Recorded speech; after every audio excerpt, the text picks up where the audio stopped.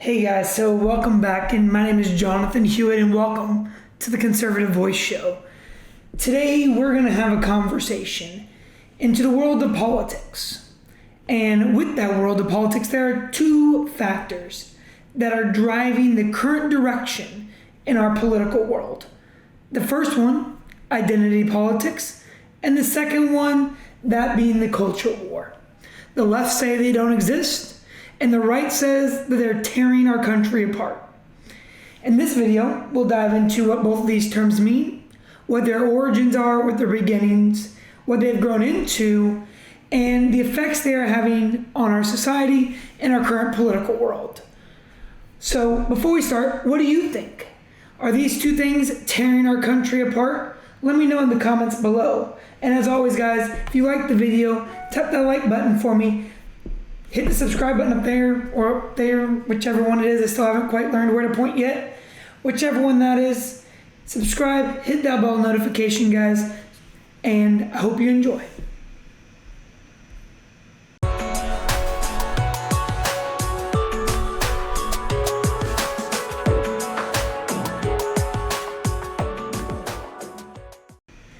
So I found this kind of funny, almost ironic, because as I was doing the research and preparing the script and everything for this video, I get an email. And the email comes from YouTube, actually. YouTube saying that I violated some community policy violation, which if you watch my previous video about the impeachment of Donald Trump, the second one, take two, that is somehow a violation of their policy. And yeah. So it's just funny that I got canceled over my thoughts and beliefs of the impeachment because it somehow garnered and advanced the idea that he actually won the election, when if you watched it, all I did was literally just talk about the impeachment. But I thought it was funny and ironic that as I'm sitting here creating the information to make a culture war and cancel culture and identity politics video, my video gets taken down. All right, so let's talk. And I think in order for us to really get a good understanding of where we need to be and where we're going to go, we need to define what identity politics actually is. All right, so the definition of identity politics is a tendency for people of a particular religion, race, social background, etc., to form exclusive political alliances, moving away from traditional broad-based party politics. An example of this, would be the Honorable Alexandria Ocasio-Cortez and her squad, that of Rashida Tlaib, Ilhan Omar, that group, where they have formed this alliance between women, minority women to be exact, to push, in their case, progressive policies, So they're a subset of the Democrat Party, but align themselves more to their racial gender agreement, their alignment with their race and their sex and their gender more than their party politics. All right, according to Stanford, the definition is this: the latent phrase identity politics has come to signify a wide range of political activity and theorizing founded in the shared experiences of injustice of members of a certain social group. So pretty much what it says is that identity politics are groups of individuals that believe that they have somehow been victims of social inequity and social injustice, so they've created their own political alliances to try to combat that. So the term identity politics actually started in 1977 with what's called the Combahee River Collective Statement, which was a statement given to give Black women the opportunity in politics, and while also validating that they had a shared group of grievances for their race, And so in there, they said identity politics, and that's what it was going to be called inside the Combahee River Collective. And since 1977, up until about 2008, with the election of President Obama, we didn't really see much when it came to the idea of identity politics. It was relevant in the idea that it mobilized African American women to galvanize into politics and give them a reason, but wasn't really used as a rallying cry, if you could so say that, into the world of politics. So come 2008, when President Barack Obama was elected, and then again in 2012 when he was reelected, what we saw was the rebirth, kinda, of this identity politics.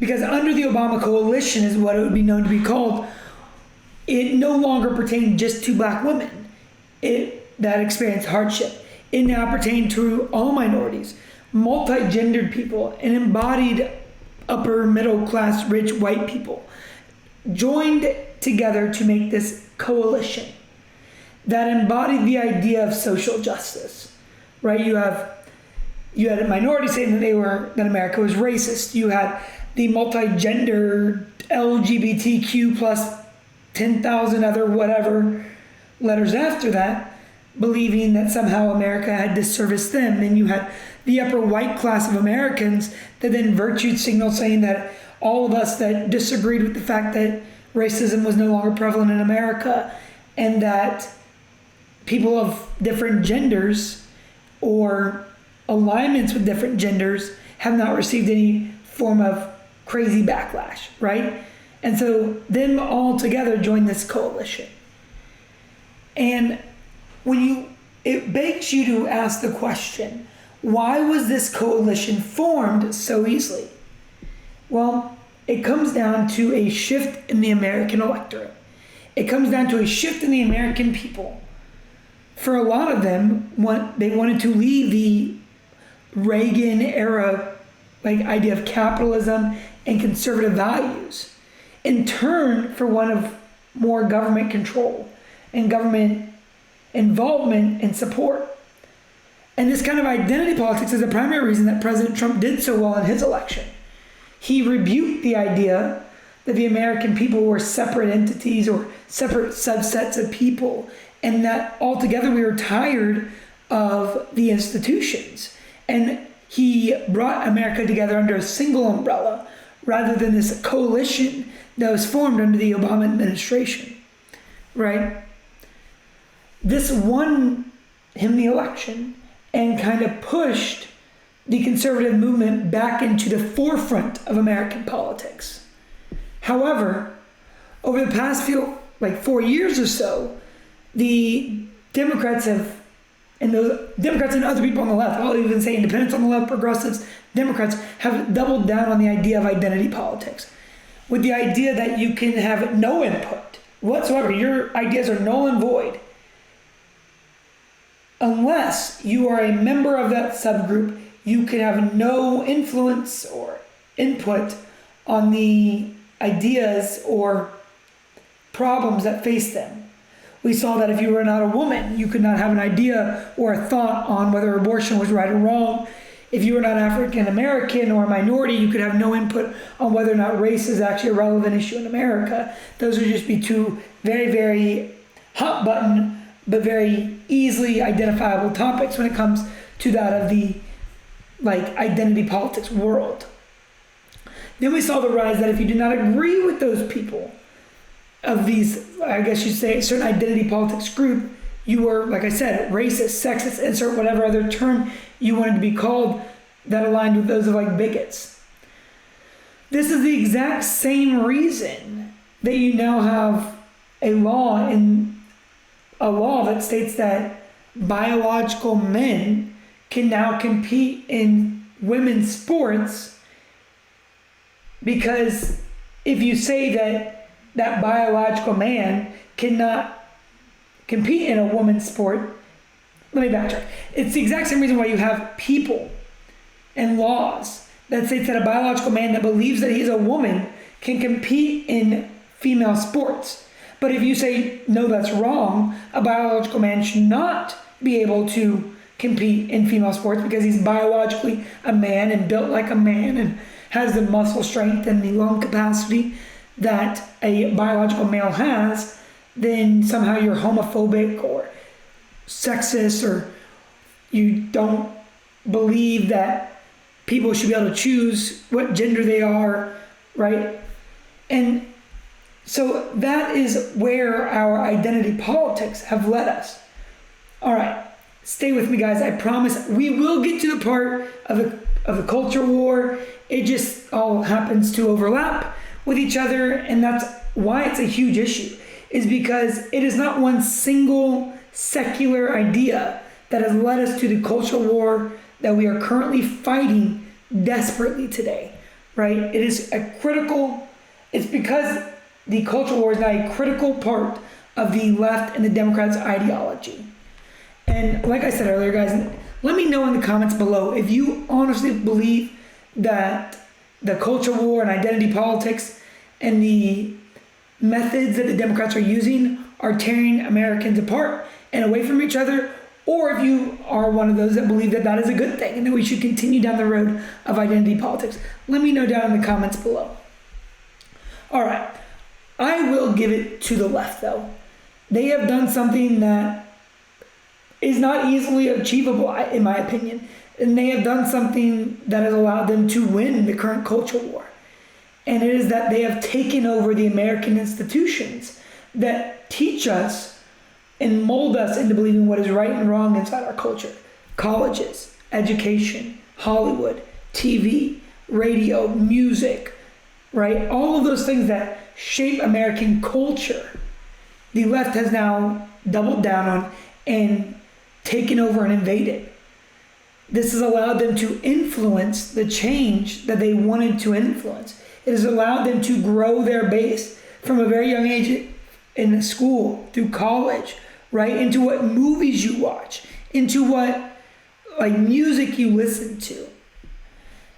And it's funny because the same idea the left used was used by a person that for the many of us would disagree with. And I'm going to read the quote and then I'll tell you who it's by. If I could control the medium of the American motion picture, I would need nothing else to convert the entire world to communism. Joseph Stalin said that. And how true it is.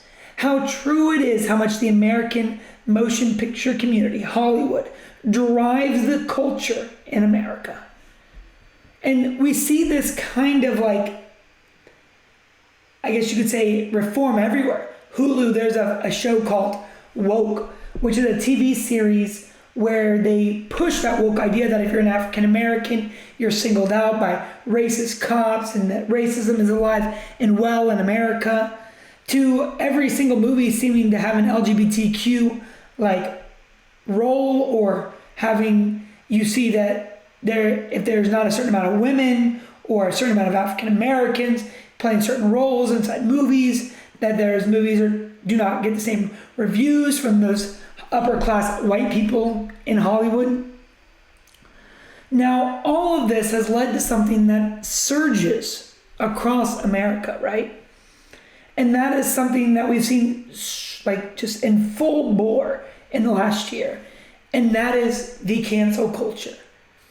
The idea that if anyone says anything offensive or that you don't agree with or that is reprehensible or that you dissent with, blah, blah, blah, blah, blah, blah, blah, right? That you just disagree with, that you cancel them. Or in other words, you berate them on social media. You call for people to stop using their brand if they're branded. You advocate for people to pull their sponsorships or pull their affiliations with them, ultimately canceling them, stopping them from being able to pursue whatever career they want to, or you don't give them a platform, right? Effectively just destroying anyone that has any voice of dissent against you. We saw this widespread, even with someone that routinely agrees with those on the left. Ellen DeGeneres faced widespread backlash when she said that she was friends with Donald Trump, right? How dare she? How dare she agree with, not even agree, I won't even say agree with him, right? How dare she say that she's friends with that big orange man? And so even though she's a lesbian and that she routinely sides with Democrat politics, because she said one thing that they did not like, they tried to cancel her over it. Luckily, she has a big enough brand and enough people understood that you can be friends with people and not agree with their politics, that didn't happen to her, but it just goes to show how much they are willing to go to cancel someone that they disagree with. We saw the same thing with J.K. Rowling, and when she made some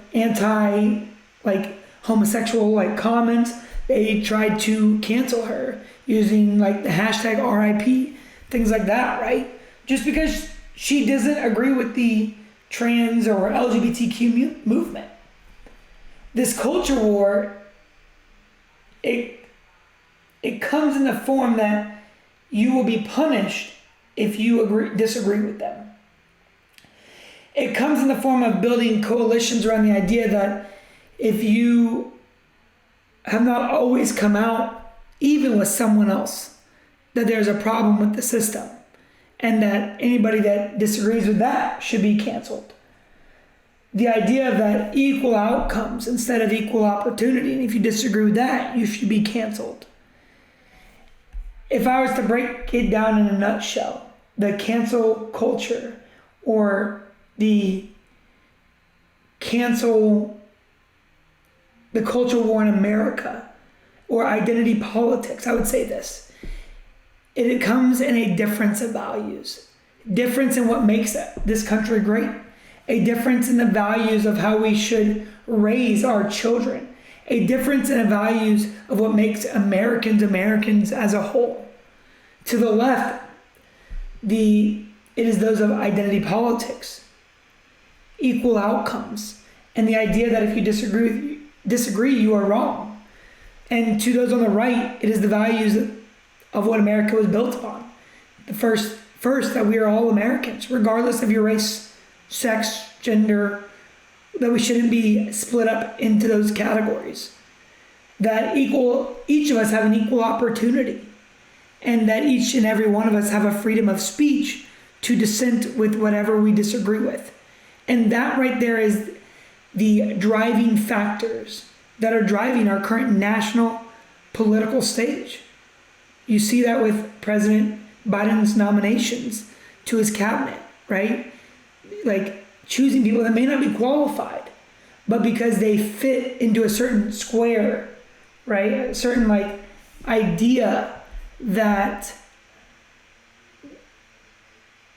aligns with the Democrats' idea of a culture. And that is the culture war that we are currently fighting. Do we continue down the idea of the progressives that if there's not an equal outcome, then there is somehow a racist system, that if we do not agree with everything the left says, then we are wrong, and that you have to agree with it?